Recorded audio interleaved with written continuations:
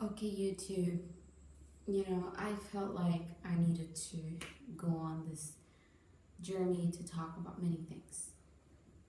First of all, I'm on my ninth day completed of great plus sweet lemon fast, and I'm feeling fantastic. All my ailments, all my dis-ease is actually leaving my body, and I can feel it. So, one thing that I want to talk about is that people here in India, they're so, you know, disgusted to be associated with Africans. There's this huge stigma um, of any connections with Africans and anything to do with Africans. But the sad part is, our ancestors are Africans, and the faster people come to their senses to believe it, you know, um, the faster that they will leave the disbelief because they're just denying the truth. I have an ardent love to African culture, people, food, predominantly because I identify with the culture as if it's mine, but actually the fact is it is. Um, South Indians are nothing but descendant Africans from 1,000 or many thousands of years ago. And even our food is a big example of why and how we're associated with Africa.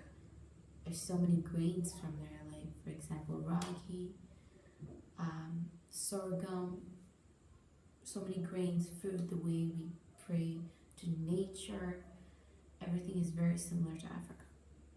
These are the signs. Anyways, let me just come back to the diet of what I'm doing.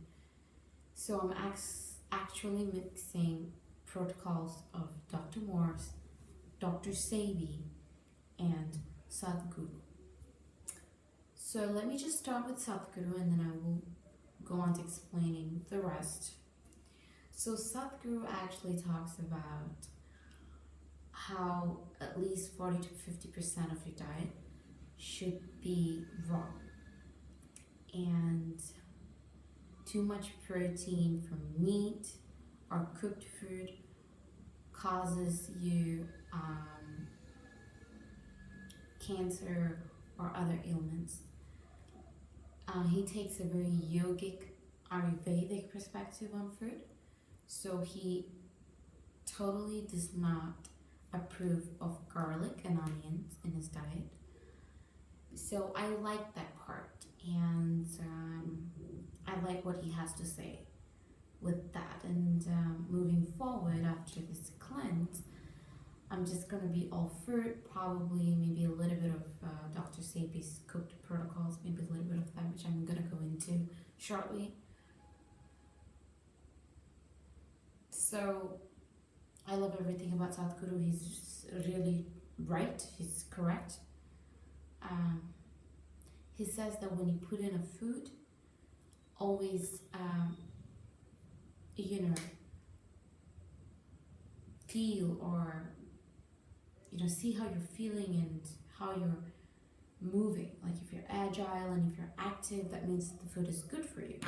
If you're not, if you want to, like just slouch, like if you want to go to sleep all the time, then it's probably not good for you. So Dr. Sebi has a slightly different approach. He does not mind with cooked food, but he just have like this whole list of foods that are restricted. So he has his own nutritional guide, and he does not agree on garlic like Sadhguru, but he does allow onions in his diet. I probably would not add onions in my diet moving forward because it's not really good for my spiritual health, and I'm very concerned and I'm very dedicated to my spirituality, so I would probably not take it.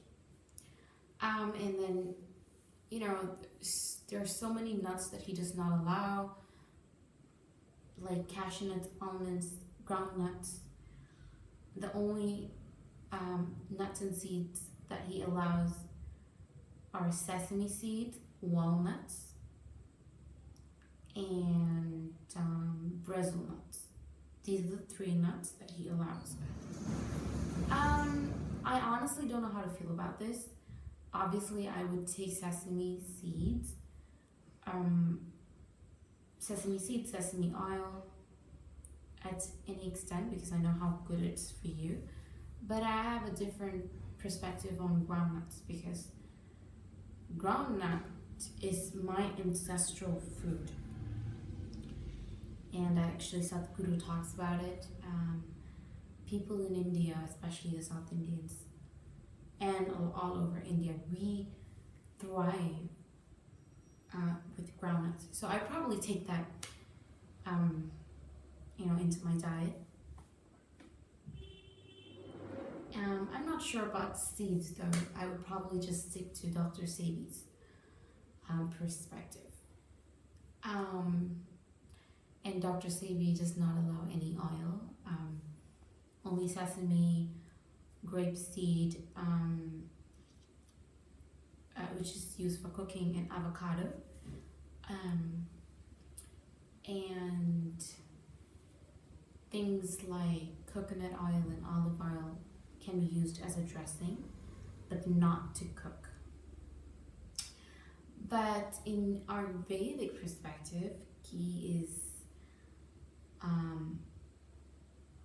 one of the main staples, and also because it has such a high smoking point, it's really good for your health. So I might need to go into research about that. I'm not really sure, but I think that I should just completely omit dairy, because only babies who are under 3 years old have the enzyme to digest lactose and any dairy products.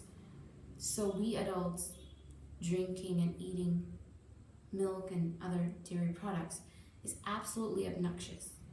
And I would not want to do that to myself.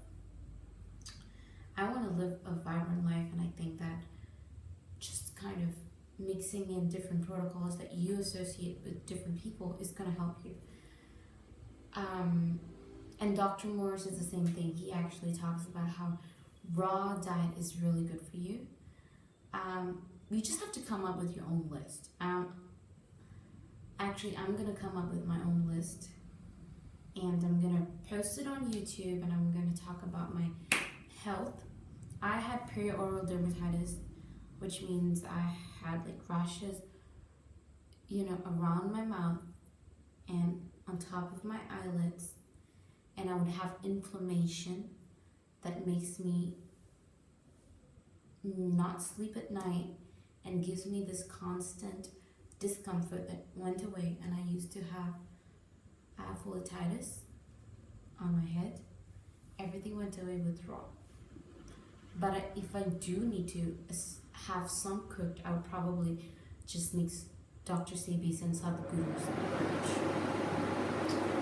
I'm gonna come up with my list though, so that people on YouTube will have an idea on how to direct their life with healthy, vibrant food.